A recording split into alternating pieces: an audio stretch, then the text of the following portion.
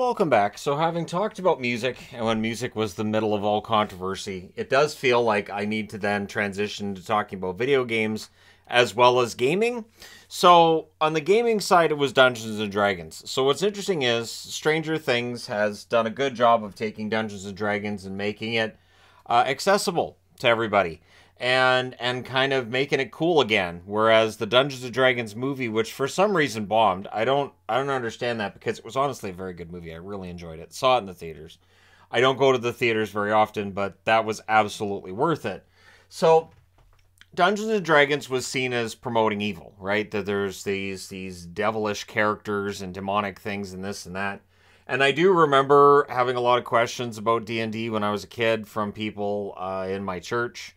And I gave them the honest answer. I kind of find it boring because every time we had a youth lesson that was, we're going to talk about the evils of D&D, I'd be like, oh, we're going to take something I think is boring and talk about it, which is somehow more boringer. And I'm not saying like my friends were good at being the dungeon master. I honestly it was fine, but I just didn't find it all that interesting. Now, when we got into the Heroes Unlimited and Teenage Mutant Ninja Turtles, and honestly, those RPGs are really, really good. So if you can track down those books, which are harder and harder to find, but if you can track down those books and play it, honestly, a lot of fun. A lot of fun. And then there were like some mech games as well that again were, you create your stat sheet for your player and then you go through and see if you win, if you survive, or if you get blown up. But at any rate, I one thing I used to do too is I would spend a lot of time creating my character, or if it was a mech, I'd spend a lot of time on my mech. And then it was all right, take it into battle. Well, I don't want it to get hurt. I spent all this time on this. I don't want it to get hurt. So I wouldn't.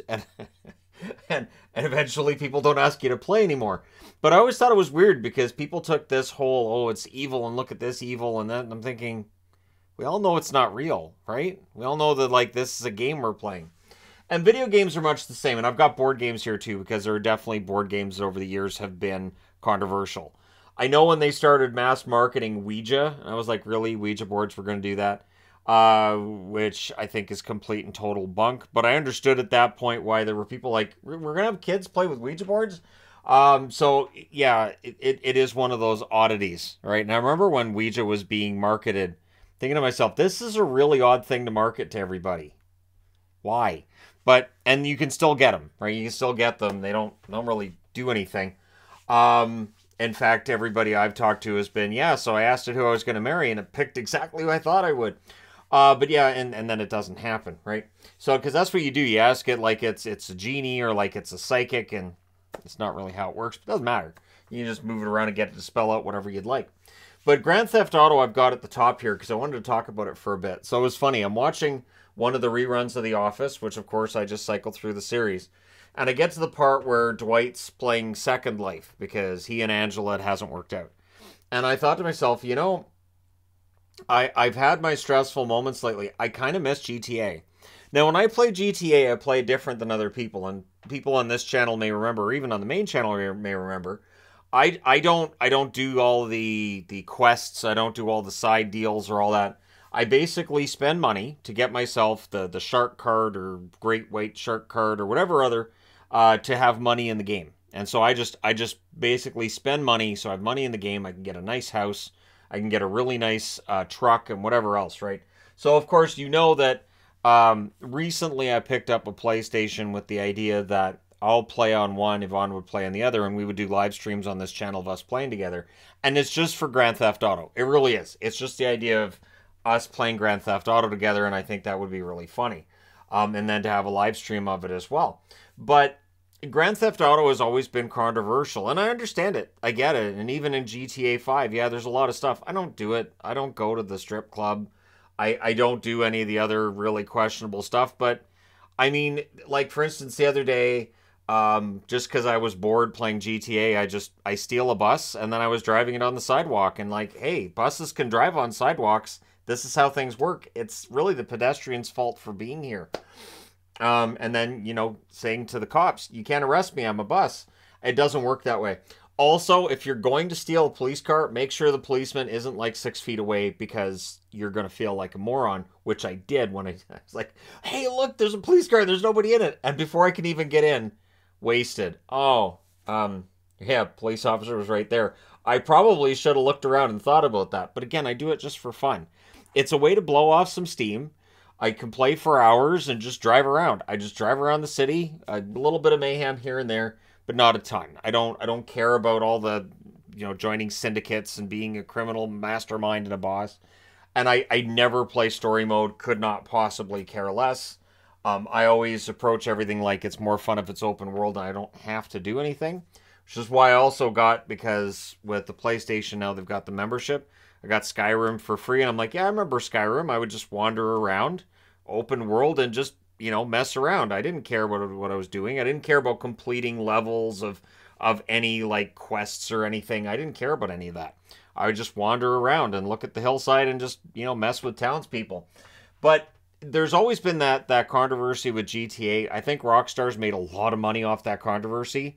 And it's the same as I said about music. You put on a label that says, kids, you're not allowed to play this. And kids immediately say, why am I not allowed to play that? What's in it? And now we're at a stage 2 where for those of us who are dads, we're old enough to know exactly what's in all these games because they've been around forever. And we can tell the kids, yeah, no, you actually probably really want to play that because it's got all this really interesting stuff. First-person shooters have always been on the controversy side of it too. The only one I've ever really enjoyed was Battlefield 4. I don't know what it is about Battlefield 4. I think it's the capture the flag idea that I didn't have to be a really good shooter. I just had to be strategic about where I was. And so I would get points. I was like, I'm getting points because I'm doing a good job of hiding and making sure we have more members here than the other side. And so now I got us, I got our flag up there and got theirs down. I really enjoyed that aspect of it. I got okay at the shooting side, not great, but okay. And honestly, it was just a lot of fun. But again, there are those of us who can separate it from reality, and I guess there are some who can't. And then, of course, there's just the adult content side that gets games banned right, left, and center. There's, of course, the sex, anything to do with that, it's going to be a problem. I've always found it odd. I've always found it really odd that the violence is far more acceptable. I've always thought it was weird when, you're watching a movie on TV and they edit out a topless scene for a woman, but they leave in a guy having his arm ripped off. And you're like, I'm not sure which one of those two things I would be more offended by. I don't know that they picked the right one. But again, and I've seen, people saying, well, there's cultural differences. And yeah, I think that's definitely part of it. Stuff that you might not see get censored from TV in Europe does get over here, does have that treatment in North America. And then there's stuff that probably would get censored on the European side that doesn't over here. I'm saying probably because really things are kind of anything goes. Again, I remember when I was a kid seeing the French network in Canada here and going, wow, there's a lot of stuff on here that we don't see on the English version of CVC. That's interesting. That's different. And that kind of became a talking point at school. Like, hey, anybody watch the French network on the weekend? Yeah, what was that all about? I don't know what they were saying, but I really wish I paid more attention in French class. So obviously Diablo is always one that I kind of get a kick out of. So right now I think it's KFC has had a cross promotion with Diablo. And there were some people who, the religious leanings that thought that was offensive and how dare they. And so we're going to stop getting stuff there. But Diablo's been around forever. That's not a new game. It's like Doom. Doom's not a new game either. God of War, I remember there being some controversy with God of War when that came out too. But that is a really fun game, especially the original. The original God of War was one of those few games that has all the fighting in it.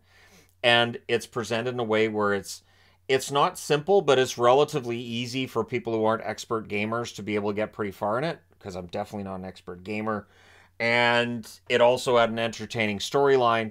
And it was challenging without being, ridiculous. There are games that are definitely ridiculous when it comes to the challenge side of things. And I haven't set her up there because I'm sure there are a ton of other video games that have caused a lot of discussion, but it feels like the same as with movies and with music, that stuff that would have been really controversial in the 80s and might have been flat out banned, now it's nowhere near. I don't know if the internet age has just made it so that they realize, the cat's out of the bag, we can't really control this. And maybe that's part of it, or it's just everything's much more permissible than what it was. But yeah, I mean, I remember one of the first controversial games would have been Leisure Suit Larry, which I never thought was all that clever, but there were people who really liked it, and various others as well. I'm old enough to remember when, in the 80s, you might be playing like a strip poker version that was just, the drawing where it's all numbers and letters. There's not actually a picture, that kind of thing, where you're like, this is really lame, but this is what people are doing, and of course, there'd be some amount of controversy to it, because that's again, it feels like it's a North American society side of things way more than in Europe or anything else. But I'd be interested to know what you guys think on the topic of video games, because video games will always be a fallback. So when somebody does something stupid, the argument's going to be, well, what movies did they watch? What music did they listen to? And what video games were they playing? Rather than, were they crazy? You might want to start with, were they crazy? Just start with that. And then if the answer is yes, the rest of it's kind of window dressing at that point. But let me know your thoughts in the comment section below as always.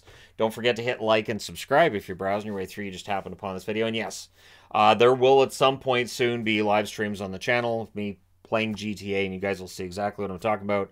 I don't do all the stuff that other people necessarily do, but I have fun. And I do like closed friend online setups. I generally find that strangers, when you're playing against strangers on GTA, they can really take the fun out of it, and so I just generally don't. Or I play by myself, where I just get my own server, and I'm like, cool, or at least my own online experience, right, where it's just a closed session, it's just me, and it can be a lot of fun. But hey, let me know your thoughts. Hit like and subscribe if you're browsing your way through, you just happened upon this video. Thank you guys so much for watching, for all your support. I will talk to you again soon.